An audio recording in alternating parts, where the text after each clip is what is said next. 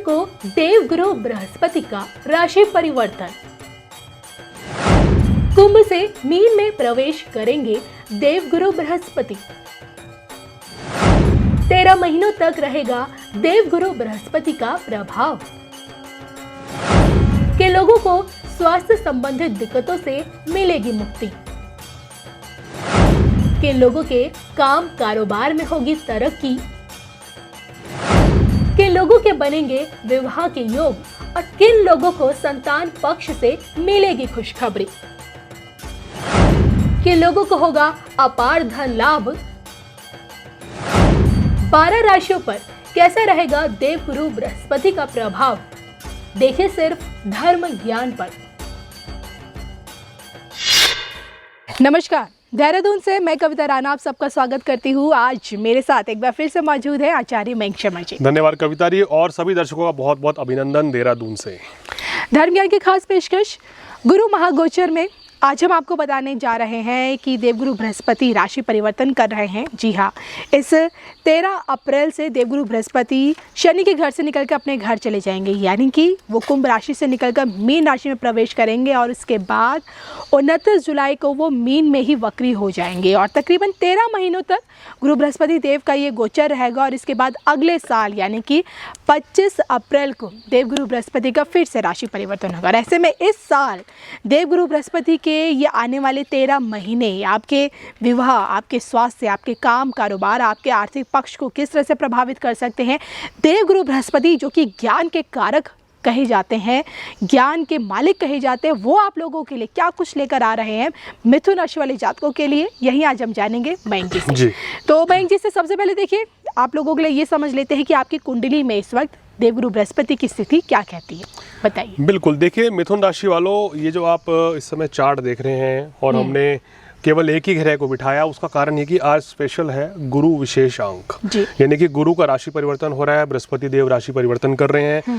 तो वो कौन सी राशि से कहाँ जा रहे हैं, तो हमने 12 नंबर की राशि में बृहस्पति को बिठाया है, क्योंकि बृहस्पति आने वाली 13 अप्रैल 2022 को कुंभ से निकलकर यानी शनि के घर से निकलकर अपने घर में जा रहे हैं। और कोई भी ग्रह जब अपने घर में आके बैठता है तो सबसे ज़्यादा प्रसन्न होता है, या फिर वो कोई ग्रह जब उच्च का होता है तब सबसे ज़्यादा प्रसन्न होता है। तो गुरुदेव यहाँ के बैठेंगे तो निश्चित रूप से 12 राशियों के लिए बहुत कुछ नई सौगात लेकर आ रहे हैं।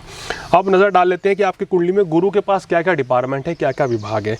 देखिए, मिथुन राशि वालों की कुंडली में गुरु सप्तमेश हैं और दशमेश हैं, यानी कि सप्तम भाव से हमारा काम कारोबार, हमारा जीवन साथी, हमारा बिजनेस पार्टनर, और दशम भाव हमारा कर्म, हमारा भाग्य, हमारी किस्मत, हमारा दशम भाव से यश भी देखते हैं, नौकरी व्यवसाय भी देखते हैं, कितनी आप तरक्की करेंगे, कितनी लोकप्रियता आपको होगी, ये सब आपका दशम भाव से पता चलता है।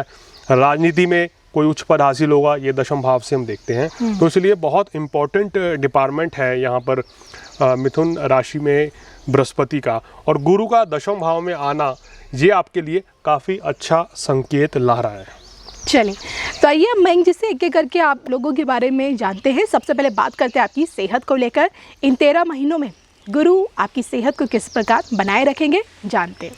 देखिए मिथुन राशि वालों, आपके दशम भाव में बृहस्पति आ गए हैं, तो यहाँ पर आपकी जो सेहत है वो आपको थोड़ा सा सेहत को लेकर सजग रहना पड़ेगा। यानी कि अभी तक तो गुरु आपके धर्म स्थान में बैठे हुए थे, भाग्य में बहुत अच्छा भाग्य वृद्धि के संकेत दे रहे थे, लेकिन यहाँ पे गुरु की जो नवम दृष्टि है वो पड़ रही है, देखिए वृश्चिक राशि में आपके 6ठे भाव पर।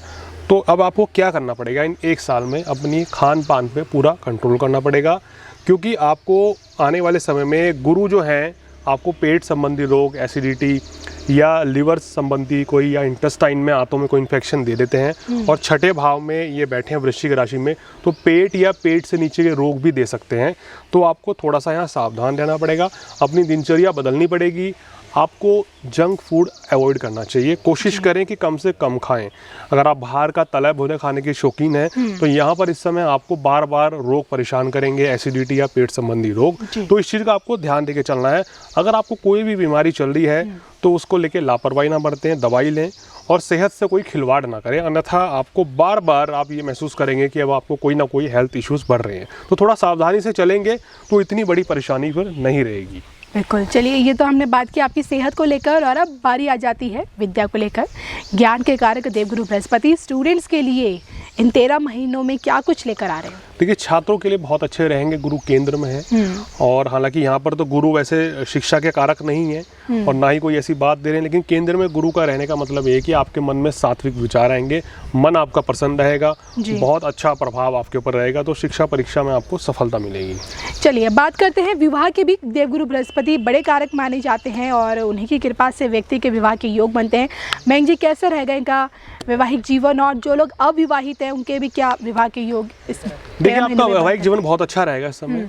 आपके कुंडली में सप्तम भाव के कारक जो हैं बृहस्पति हैं, सप्तम भाव का स्वामी दशम भाव में चला गया, जिसका मतलब आप समझिए कि यहाँ आपसे ज़रा तरक्की आपके जीवन साथी की होने वाली है, क्योंकि ये सप्तमेश हैं बृहस्पति और वो केंद्र में बैठे हैं दूसरे घर में।